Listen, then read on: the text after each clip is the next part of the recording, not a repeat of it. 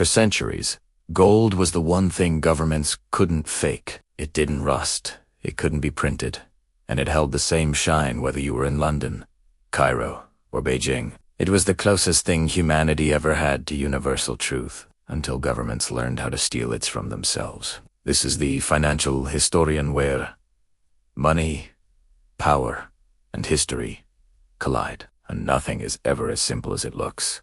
When people think of a gold heist, they imagine masked thieves, armored trucks, or Hollywood robberies. But the biggest gold thefts in history didn't involve guns or tunnels. They involved pens, laws, and quiet signatures in rooms where no cameras were allowed. Because when a nation manipulates its own gold, it isn't called theft, it's called policy. To understand how this game began, we have to go back to the age when gold wasn't just wealth, it was money. In the 19th century, the world lived under the gold standard. That meant every major currency, the dollar, the pound, the franc, was backed by a fixed amount of gold. It was a system built on trust and discipline. A government couldn't print more money unless it had the gold to back it, but discipline has never been humanity. It's a strong suit. When wars broke out and debts piled up, governments quietly bent the rules. They printed more paper than gold. They held a little at first, then a lot. The gold standard became a golden illusion. The vaults stayed closed. The public believed the gold was still there, and that was enough until confidence cracked. World War I was the first true global gold heist. European nations, desperate for funding, suspended the gold standard, confiscated citizens' gold, and replaced it with paper promises. Banks locked their vaults. Gold vanished from circulation. It wasn't stolen by robbers. It was taken by governments to pay for war. After the war, economies collapsed under debt. Currencies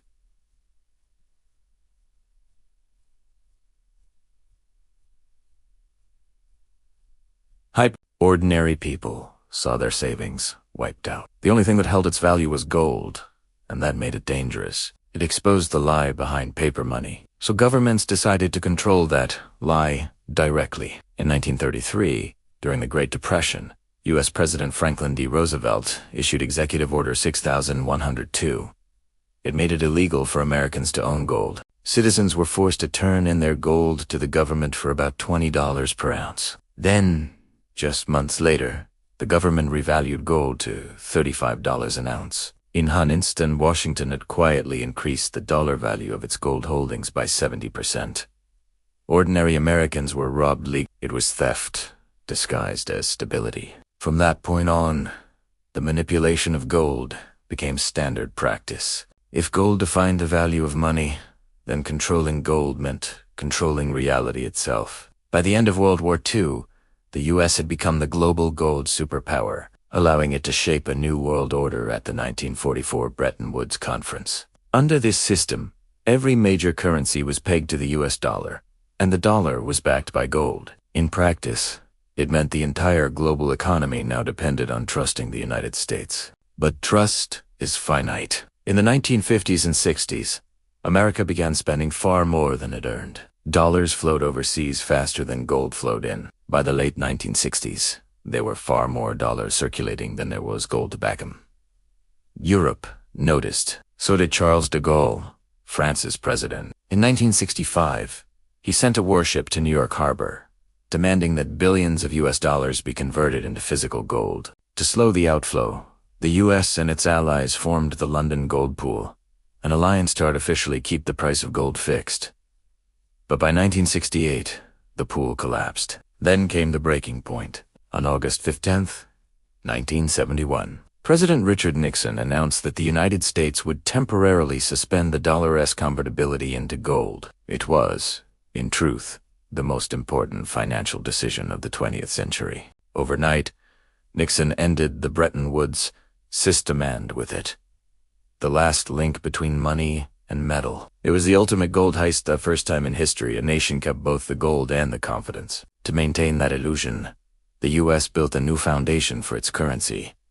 Not gold, but oil. Through deals with OPEC, Washington ensured that global oil would be priced exclusively in U.S. dollars, bursting the petrodollar system. And yet, through all of this, the gold never stopped moving it, just moved in shadows. After 1971, gold was supposed to be irrelevant. But governments didn't abandon gold, they simply changed the story. Central banks secretly traded and lent gold to one another, calling it reserve management. It was the same game, using gold to control markets without admitting it. Meanwhile, the rest of the world was watching. Starting in the 2000s, countries like China, Russia, and India began quietly buying gold again, not for nostalgia but for power. They understood what the West pretended to forget. Gold might not back currencies anymore, but it still backs confidence. And in a crisis, confidence is everything. After the 2008 financial crisis, the narrative shifted again. Central banks that once sold their gold began buying it instead. Germany, the Netherlands, and Austria demanded the return of their gold stored in New York and Paris. The message was clear. We trust ourselves more than we trust you. By the early 2020s, central banks bought over 1,000 tons of gold in a single year, the largest accumulation in modern history. They were fortifying against what they saw coming next. Another reset. The manipulation now isn't in the vaults, it's in the markets. The global gold price is set by paper promises to deliver gold that often doesn't exist. This keeps prices stable or artificially low. Meanwhile, the new gold heist isn't about governments taking gold from citizens. It's about governments taking gold from each other. Asia, led by China now, controls most of the world's new gold supply. For the first time in a century, the balance of metallic power is shifting east, and history suggests that when gold moves, so does empire. The same pattern that began in 1933 is repeating on a global scale. Only this time, the manipulation isn't meant to defend the old order. It's meant to replace it. In the end, gold is never just a metal. It's a mirror. When nations hoard it, they fear the future.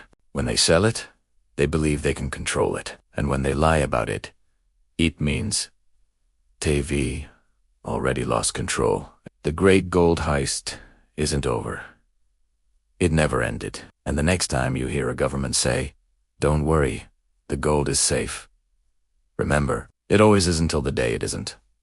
If this gave you a new perspective, hit subscribe. History has the answer, I'll show you where to.